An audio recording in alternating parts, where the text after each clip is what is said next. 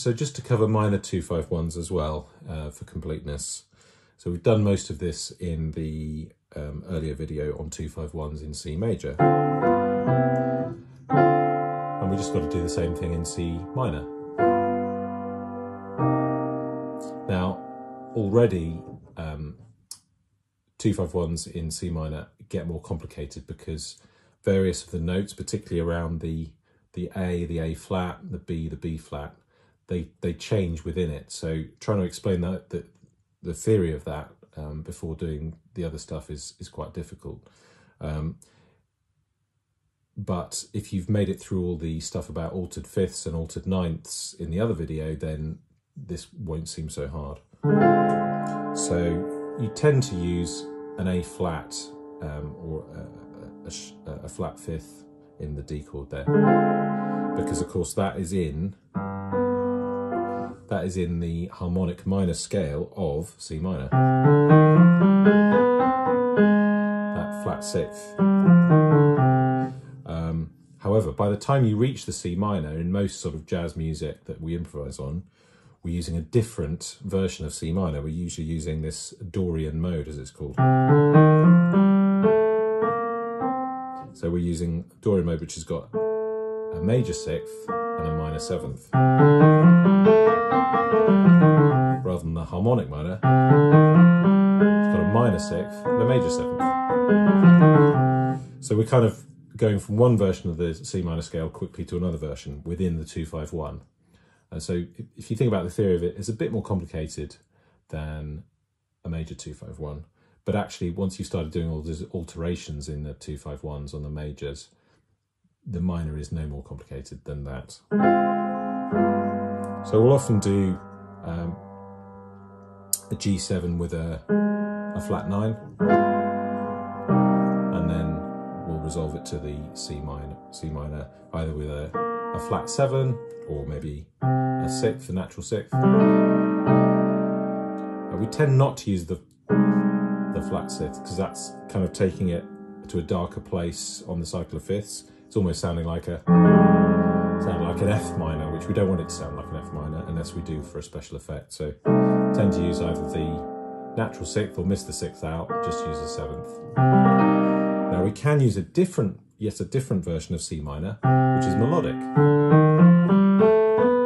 which has got a sharp major sixth and a major seventh. So you can have a C minor with a major seventh in it. It sounds like that. If you had a ninth, that's the chord at the end of the sequence of James Bond.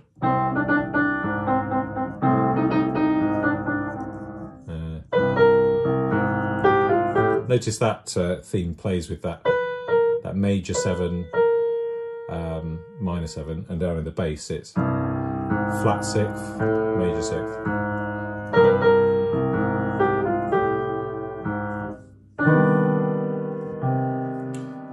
So that gives a certain effect, that minor major 7th chord. You can do all the things that you did with the 2-5-1 in the major, you can do those on the minor. So you can use that flat 9 suspended 4th. In fact, it sounds more at home in this minor key than it did in the major key.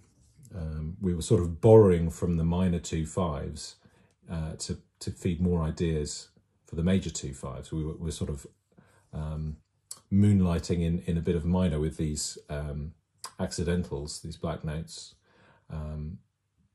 during the 2 chord and the 5 chord before resolving them. When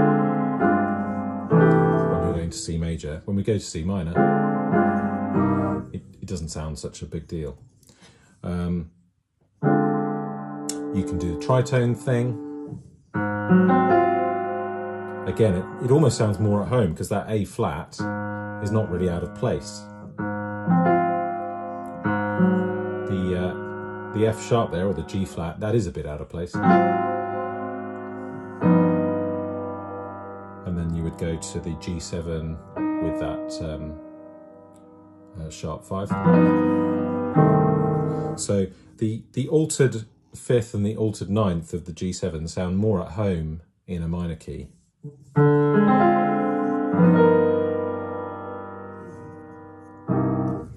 And that's because the E flat and the B flat, and indeed the A flat, they all belong in C minor anyway, or one version of C minor.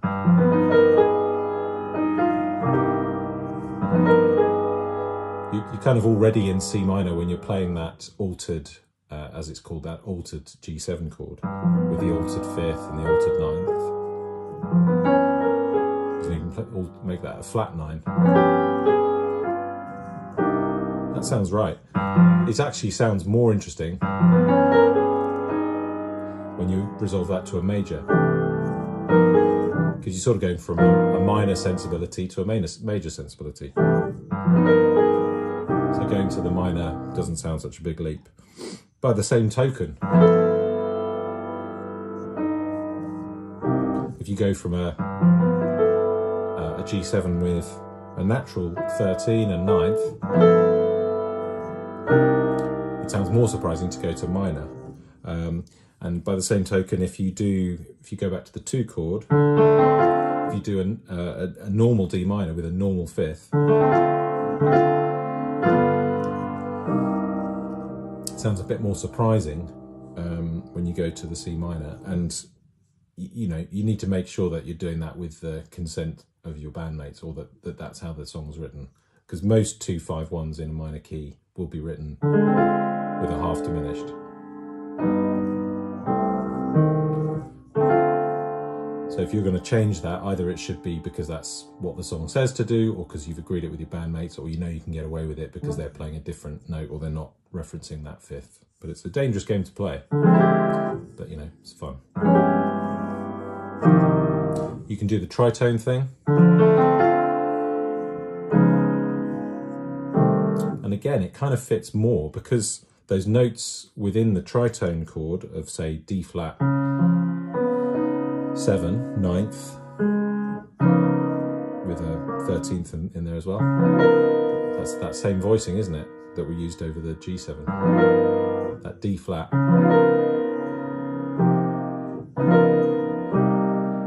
That D flat 13 goes to C minor, slips into it quite easily.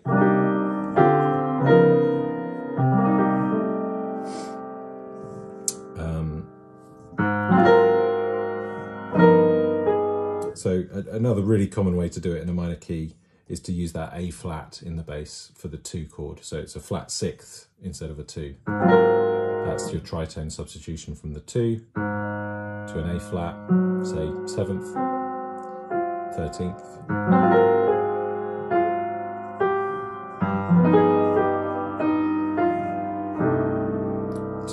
To the G, to the...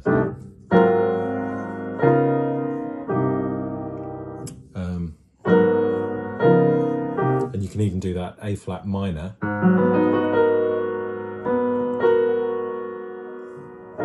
to the D flat 13, and then, as I said, that's quite close to C minor, so it doesn't sound quite so strange as when you do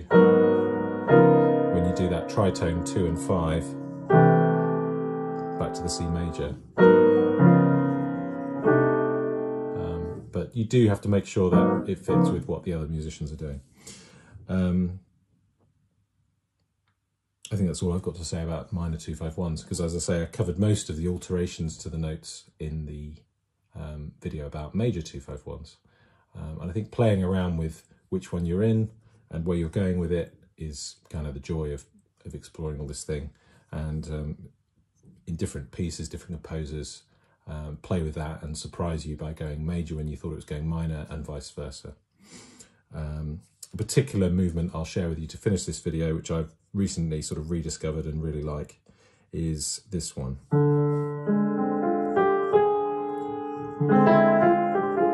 So that's just a normal 2 chord with the flat 5. Then do the G7, that 13 flat 9 voicing, remember, with that E triad, and then resolving that to C minor with the E flat triad here, making up the 7th, 3rd and 5th of the C minor.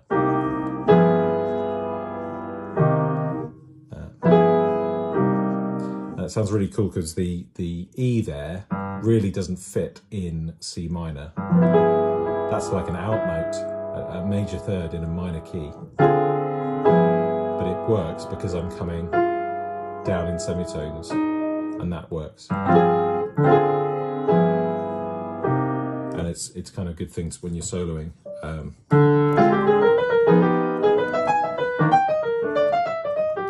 When you're soloing, using triads is you know, a really common pianistic trick.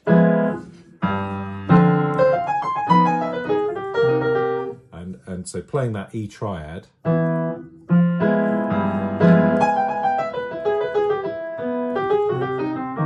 then resolving it to an E flat triad or a C major triad sounds really good.